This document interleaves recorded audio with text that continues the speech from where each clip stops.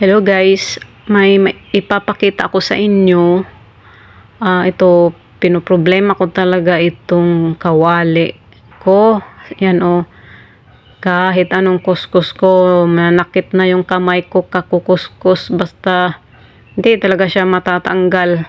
Sa dishwashing liquid lang, hindi talaga siya matanggal. Kasi kung sa probinsya pa to, ay nako, gagamitan ko na yan ng abo. Alam mo yung abo? Yung pinagsasaingan, yung ayan, yan ang gagamitin ko guys, yung sabon na yan. Kung meron sa Pilipinas, Perla, pwede siya. Yung Perla or basta yung sabon ng katawan natin, pwede yun. Pero mas maganda talaga pag Perla. Ito, parang Perla kasi ito eh. Pero pwede siyang sabon sa katawan. Bamboo charcoal kasi yung pangalan nito. Yan ang gagamitin natin at saka baking soda at toothpaste. Kahit anong brand ng toothpaste guys, pwede siya. Ayan. Nung umpisa kasi, ang ginagawa ko, ayan, buo siya na sabon, tapos binuhusan ko ng baking soda at yan ang inaano ko, kaso lang maaksaya siya sa baking soda, maaksaya at saka sa Colgate. Kaya ang ginagawa ko, kukuskusin ko na lang siya para ipaghalo ko na yung tatlo para hindi siya maaksaya. Mas makakatipid ka sa baking soda at saka Colgate at saka itong sabon, hindi siya yung parang hindi ka mahihirapan kapag nagaano ka doon sa sponge. Ayan. Ayan na siya guys, nakuskus ko na siya at isasalang na natin sa apoy. Lagyan na lang ng konting tubig lang siya guys. Ayan na siya guys, nagmelt na siya. Pag isasalang ko kasi siya, tatanggalin ko tapos ihalo-halo ko. Hindi ko talaga siya yung parang pinapaano ng tubig, yung kunti lang kasi ng tubig ang nilagay ko dyan. Basta magmelt lang siya. Tapos nilagay ko na yung baking soda. Ikaw nang bahala kung gaano karami yung baking soda. Mas maraming baking soda, mas maganda. At saka Colgate din. Toothpaste. Tapos, ayan.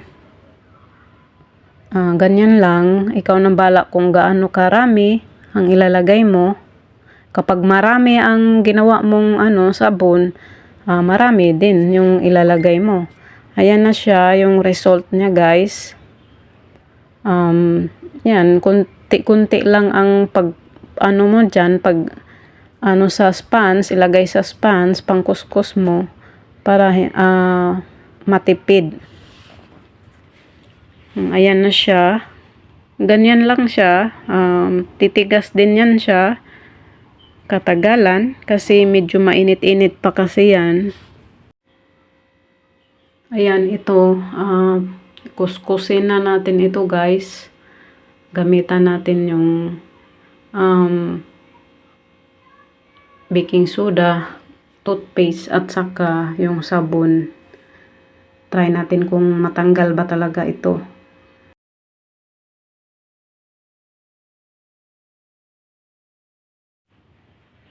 Yan, kinukuskus ko na siya guys. Tingnan natin kung siya, tatalab ba yung ginagawa natin.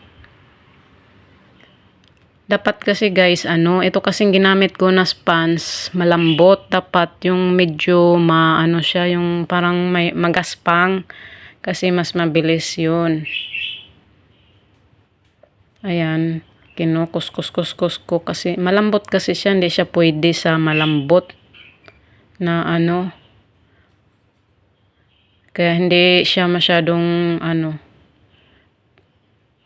medyo mabagal. Ayan na siya guys, malinis na. Pero pinalitan ko yan siya ng ano, sponge. Kinat ko na kasi, ano, di ko kasi mabitbit yung cellphone. Hirap na hirap ako kaya hindi ko nabidyohan talaga. Ayan, pinalitan ko siya ng sponge na medyo magaspang.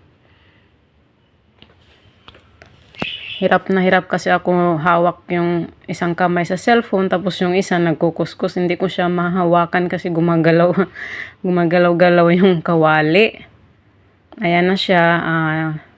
Tingnan nyo na ano na siya, nawala na yung ano niya, yung dilaw-dilaw. Brown pala. Yan, tingnan nyo kung tumatalab ba. Mabilis lang siya guys pag na ano, yung gamit mo yung sponge na medyo magaspang tapos gamit mo yung sabon na yon, yung ginawa ko. Mabilis siya. Kaysa ano, liquid na yung dishwashing lang talaga, hindi talaga siya matatanggal. May binili din ako na ano, mga yung panlinis daw sa kaldero pero wala. O tingnan nyo guys. O diba ang linis, ang kintab niya. Ayan. Pero kung gusto nyo ng ano guys, yung halimbawa mabula talaga, lagyan nyo rin ng dishwashing. Parang haluan nyo. Kasi hindi siya ano hindi siya mabula kapag yun lang. Ayan guys, isunod natin yung kaserola. Ayan, tingnan nyo naman yan. Oh. Ayan, mahirap yan tanggalin yung parang ano siya. Pag nag-brownish siya. Parang maano yan eh, kahit na gamitan mo ng yung stainless na pang scrub, wala talaga, hindi matanggal. Ayan, itry natin tong ginawa ko. Ayan, oh, kuha ka lang ng konti. Ayan, medyo malambot pa yan kasi bago pa, pero titigas din yan siya. Ayan, kukuskusin natin yan. Saglit lang siya. Talaga guys, saglit lang. Hindi mangangawit yung kamay mo. Kakakuskus dyan sa ano, sa mga kaldero at kaserola na nagba-brown. Ayan, kuskusin natin. Yan, tingnan nyo naman yan, yan. Diba, kita nyo naman yan, nagba-brown yan. Pakintabin natin yan. Effective talaga siya. Ayan. Hindi ko kasi mapakita lahat kasi ano, walang tagahawak ng cellphone. Nahihirapan akong maghawak sa cellphone kasi walang ano, naghahawak. Kaya nilalagay ko yung cellphone ko. Ayan. Kinakat ko kasi ano hindi ko mahawakan. Ayan, tingnan nyo. Oh. Ang kintab niya, 'di ba? Effective talaga siya. Tingnan niyo, nawala yung ano, brown, parang bago na.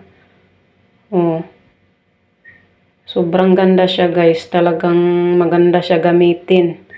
Ayan, i-recommend ko talaga siya sa inyo. Yung ginagawa ko na ano, pang ano, life hacks na para mapadali yung paglilinis natin ng mga kaldero at kaserola. Maganda kasi siya sa ano, sa mga aluminum, stainless. Yan, pwede siya. Kung gusto nyo naman ng ano, dagdagan nyo na lang ng sabon na dishwashing kasi hindi siya mabula. Kung gusto nyo ng mabula. Ayan, ito namang ano sa loob. Ayan, tingnan nyo naman yung sa loob, brown, hindi yan matanggal. Kung matanggal man yan, manakit yung kamay mo, kakukuskus dyan.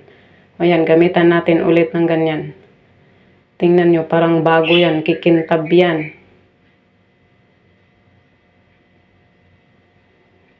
Yan. Maganda talaga ang baking soda at saka yung toothpaste. Tapos pinagsabay-sabay pati yung sabon. Yan. Kasi yung toothpaste, pang ano daw yan pang pakintab. Tsaka yung baking soda. Tingnan nyo naman, oh, parang bago na yung kaserola ko. Oh, walang kahirap-hirap, saglit lang yan. Wala pang 5 minutes na kinuskus ko yan, guys. Yan, oh, ang linis na ng ano mo. Kahit yung mga uling-uling, 'di ba? Nasusunog yung kawali mo. Maganda siya gamitin talaga, guys. At saka sa ano din, pag nagprepreto ka, 'di ba, merong ano niyan, parang na ano, lalo na pag isda, ang bilis niya tanggalin. Effective talaga siya. Kaya maganda siya gamitin.